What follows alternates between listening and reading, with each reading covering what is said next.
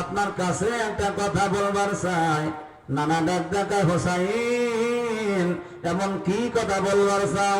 Hossain doctor, নানা ভাই, আমি জানতে চাই আমার বাবার দাম বেশি না আপনার বাবার দাম বেশি? এরকম একটা ওয়াজ আছে না? যে একই ওয়াজ, এই একই ওয়াজ যদি আপনার আব্দুল খালেক শরীয়তপুরি ভয়েসে লাগায় দেন, ওই কিরকম বলবে? আমার ভাইজান গভীর মনোযোগ দিবেন। এবার হুসাইন ডাক দেখা, নানা গো, আপনার দরবারে একটা কথা বলবো। নবী ডাক দিয়ে বললেন, হুসাইন রে, কি এমন কথা বলবা? হুসাইন ডাক দেখা, নানা ও নানা ভাই, আপনার একটা কথা বলবো।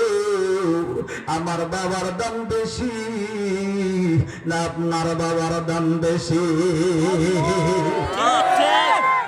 আমার বলা কত ভালো লাগে, চেষ্টা করি। এই ওয়াজটায় আমির হামজাকে লাগাই দিবে। আমির হামজার ভয়ে আর একটা কথা, এটা বাকি থাক, কালকে বলবো।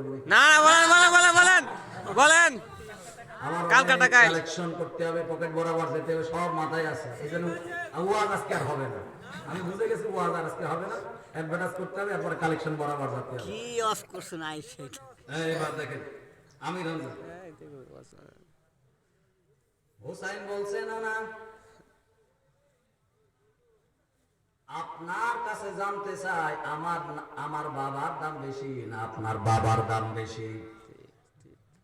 নবী বলছে, হুসাইন হঠাৎ করে এই কথা বলছো কেন?